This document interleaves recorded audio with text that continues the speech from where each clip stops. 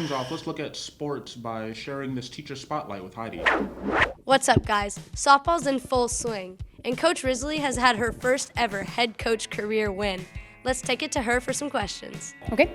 I've actually started playing when I was 4. I played t-ball, and then I played second base and center field in middle school, high school. And then for coaching, I've been an assistant here for quite a while. The big thing is just we have a very motivated group of girls. Not that they haven't been motivated the last couple of years. It's just that they've been wanting to get better at hitting in particular. And I know from a head coaching experience, a lot of things that I didn't realize a head coach has to do, like minor things like practice plans, obviously, but then there's also like getting requisition forms and all that stuff put together, and planning fundraisers and getting everything organized is definitely a different aspect from a coaching perspective. For the girls, it's just been nice seeing them excited about playing so far and excited about showing up to practice and not dreading it, even in this cold. The first big win was definitely hitting. We struggled at the plate big time with Belleville East, did not have the best approach, but after a nice little sit down about it, the girls had a much better approach overall as a team, and we just hit the ball really, really well. As a head coach, that made me extremely excited because I know the coaching staff as a whole agrees this is going to be a very well-hitting team. It's just that first game, I think jitters and just, kind of nervousness. We didn't really hit well, and then seeing us hit that well in that first game, or that second game against Collinsville, was just really nice. So it made me extremely excited, and I'm hoping the girls extremely excited about the season too. Thank you, Coach Risley, and congratulations on your first win. Now let's take it to Lila for the sports. Thank you, Heidi, and congrats to Coach Risley on her accomplishment. Spring sports are finally in full swing, and we cannot wait. Let's take a trip around campus and show some highlights. Softball has had a great start to this season. They've had 3 games this week against Lebanon, Columbia, and Westland, and tomorrow they have a game at 10 o'clock at Modern Day. Girls soccer has kicked off to a great start this year with games against Granite City and Althoff this week. Good luck, girls. Boys tennis just started up again, and their first match is March 29th. Make sure to pop out and wear purple. Track has had an amazing season so far this year, with boys placing first and girls placing second at the Jane Armour Invitational at the U of I this past weekend. Good luck to all the indoor athletes who are competing at state this weekend. Boys baseball has had a great season so far this year. Last Friday they played at Grizzly Stadium, and this week they play against Centerville, Belleville West, and Westland. Good luck to all the baseball boys, and wishing you a good rest of your season. Now let's take it to international baseball with Christian.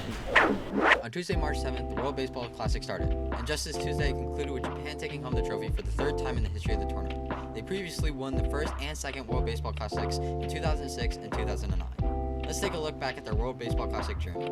Japan will go undefeated in their pool, defeating China, Korea, the Czech Republic, and Australia to land them a spot in the quarterfinals. In the quarterfinals, Japan beat Italy 9-3 before moving on to face Mexico in the semifinals, who they beat 6-5, which successfully landed them a spot in the finals. Their opponent in the finals would be Team USA, who was the runner-up of Pool C, only losing to Mexico. In the quarterfinals, the U.S. would beat Venezuela 9-7 after Trey Turner's grand slam in the 8th inning. Bases are loaded, nobody out. If not their biggest moment for USA, where they can capitalize right here. 0-2. Turner to left field and deep. Peralta back. It is gone! They would continue their run by beating Cuba 14-2 in the quarterfinals before moving on to face Japan in the championship round. The championship game, Otani would secure Japan's win by striking out Mike Trout in the 9th inning, making the final score 3-2. He throws. Trout strikes out swinging.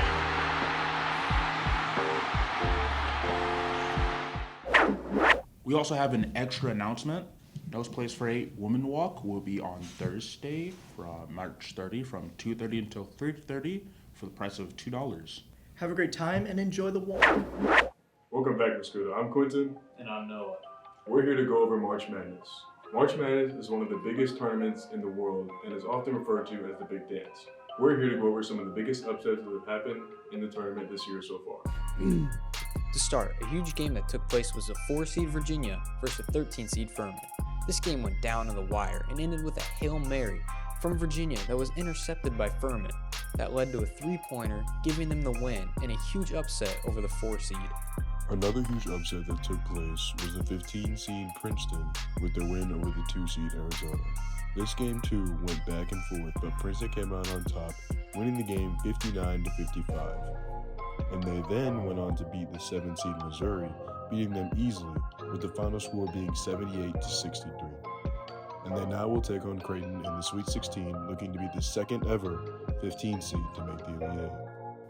Lastly, one of the biggest upsets in the history of the March Madness tournament took place this past weekend, with the 16 seed Fairleigh Dickinson taking on the number 1 seed Purdue. Going into this game, a 16 seed had only beaten the 1 seed once ever in the history of the tournament, after UMBC had beaten the 1 seed Virginia back in 2018. But FDU had plans to change that, and took Purdue down to the wire and came out on top, beating them 63-58, busting the last perfect bracket and many others, making them the second ever 16 seed to beat a 1 seed. But unfortunately, they would end up losing to Florida Atlantic in the round of 32 this past Sunday. Along with these games, there are many others played, and all the games can be watched at ncaa.com. As the Sweet 16 that started yesterday will end tonight, with games starting at 5:30. Be sure to watch Princeton, as they hope to make history tonight and be the second ever 15 seed to make the Elite Eight. We hope you all have an amazing weekend and a great rest of your day. Now let's take it back to our anchors. That's very interesting, guys. Thanks for sharing. Now we have some special features from Ethan, Aaron, Christian, and Gavin. Predators? You talking about the little people? All right, Miss Selby, do you think you're going to win the jousting event? I'd say the odds are pretty much in my favor. Okay. Who do you think is going to be your biggest competitor if you have one? I've heard a lot of people trying to put me up against Reekman. She's kind of squirrely, so she might be it. Ooh. And anything you want to say to the competitors before the big event? Bring it on. Bring it on. All right, Miss Ellis, do you think you're going to win the jousting event? I don't know if I'm going to win, but I'm definitely going to have some serious individual wins, especially against Miss Etter if I get to play her. Okay. Who do you think is your biggest competitor if you have one? Probably either Rinkman or Hart. Okay. And anything you want to say to other competitors before the big event? Bring it on. Bring it on. All right, Sergeant Hart, do you think you'll win the jousting event? Win? Let's just hope they survive. All right. Who do you think is your biggest competitor if you have one? Competitors? You talking about the little people? We'll see.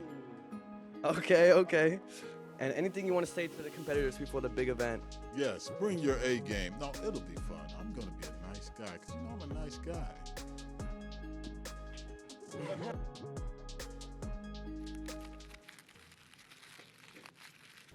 Hey, it's Gavin, and I'm bringing you another good news segment. Sometimes the best things in life take you by surprise. This happened to Sherry when she came across Harvey, a husky with a face deformity. The shelter believes that he got bit on the face when he was a puppy, and that caused him to have a lopsided nose. I'm surprised Freya doesn't look like that, the way she runs full force into the screen doors. But as soon as she saw him, Sherry fell in love. She told Today, "I just saw that happy face with his tongue rolling out the side, and I told my husband, that little wonky face speaks to my little wonky heart, and I think that's my dog." She wasn't looking for another dog, but she just knew Harvey belonged in her family. The only problem was he was a little over 1,000 miles away.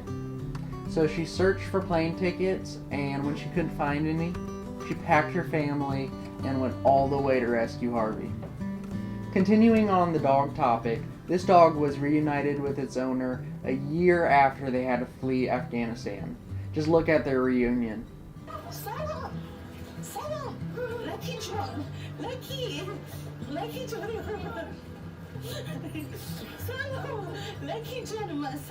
Salam John! Now the final story I want to share with you guys really warms my heart. It's crazy how, with enough heart, you can really change someone's life. 8-year-old Kaysen Hunter was a regular at his local Waffle House. The staff all know him by name, and he's famous for his jokes he'd tell his favorite waiter, Devontae. As his family grew closer to Devontae shared with him that times have been rough for him. He's been living in a motel with his 2 kids and wife, and he doesn't have a car to drive to work every day. This really broke Kaysen's heart. So, with the help of his mother, he set up a GoFundMe to help pay for Devontae's car. And he did that and so much more. The GoFundMe ended up raising over $100,000. This was more than enough for him to buy a car and also get them moved out of the motel and into an apartment. Kaysen's big heart changed his family's life forever. And it might not be as big as Kaysen's, but every day you have the opportunity to help impact someone's life. And it's up to you if it is positive or negative impact. I hope these stories made your Friday a little bit brighter. I tend to find drama and devastating news are the only thing that makes headlines now, and it's important to keep updated on the good things going on around the world.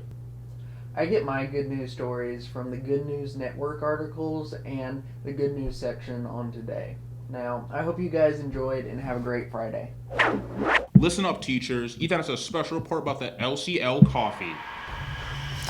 Hey, what's up, Mascoutah? I got a really cool thing for y'all today, but I'm just gonna take a little chill pill because it's not for the students, it's for the teachers, so listen up. So teachers, have y'all heard about the LCL coffee bar? To sum up the LCL Coffee Bar, it is a business that was started by students in the Life Central Learning program in 2018. Students with a variety of different abilities work as baristas at the coffee bar every Tuesday and Thursday during first hour. The baristas make and deliver purchases around the building to our staff members at MHS. Our student employees go through a training program at the beginning of the year in order to practice food safety technique when filling orders. Food safety is a high priority that our student employees take seriously. MHS staff are able to order via a Google form sent by Miss Hansen the day before every coffee bar. There are a variety of drinks, frappes, hot coffees, cold brews, and iced teas, and add-ins, lots of creamer, syrup, whipped cream, and a bunch of flavors, as well as the occasional snack. Every 16-ounce drink costs $2, no matter the amount of add-ins you want. With today's cost, that's a heck of a great deal on a good cup of joe. We're going to give a special highlight to some of the people here at MHS who are already participating a lot in the program as regular customers. So I got Mrs. Link, Miss Reichman, and even Mrs. Grodian. All right, now personally, just a special thank you to everyone who's working at the program. Now let's take it back to the anchors. Next up, Tristan has some information about daylight savings. It's been about 2 weeks into daylight savings time, and I'm still feeling tired and groggy. As people in the U.S. prepare to turn their clocks ahead 1 hour in mid-March, I find myself bracing for the annual ritual of media stories about the disruptions of daily routines caused by switching from standard time to daylight savings time. An overwhelming 63% to 16% majority would like to eliminate them completely. A professor of neurology and pediatrics at Vanderbilt University Medical Center in Nashville, Tennessee, had reviewed evidence linking the annual transition to daylight savings time to increase strokes, heart attacks, and teen sleep deprivation. Based on an extensive body of research, his colleagues and him believe that science establishing these links is strong and that the evidence makes a good case for adopting permanent standard time nationwide. Going from daylight savings time to standard time each November by turning the clocks back 1 hour. While some people may feel thrown off balance and need a few weeks to recover, research hasn't linked it to serious impacts on health. Springing forward is harder on the body. However, this is because our clock is moved an hour later. In other words, it feels like 7 a.m. when though our clocks say it's 8 a.m. So it's a permanent shift to later morning light for almost 8 months, not just for the day of the change for a few weeks afterwards. This is particularly notable because morning light is valuable for helping to set the body's natural rhythms. It wakes up and improves alertness. Although the exact reasons are not yet known, this may be due to light's effects on increasing levels of cortisol, a hormone that modulates the stress response or the effect of light on the amygdala, a part of the brain involved in emotions. In contrast, exposure to light later into the evening delays the brain's release of melatonin, the hormone that promotes drowsiness. This can interfere with sleep and cause us to sleep less overall, and the effect can last after most people adjust to losing an hour of sleep at the start of daylight savings time. Because puberty also causes melatonin to be released at night, meaning that teenagers have a delay in the natural signal that helps them fall asleep. Adolescents are particularly susceptible to sleep problems from the extended evening light of daylight saving time. The shift in melatonin during puberty lasts in our 20s. Adolescents also may be chronically sleep deprived due to school, sports, and social activity schedules. For instance, many children start school around 8 a.m. or earlier.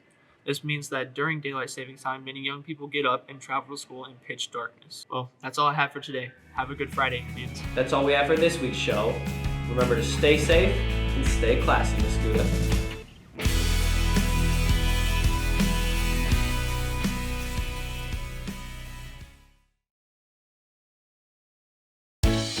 Happy birthday to you.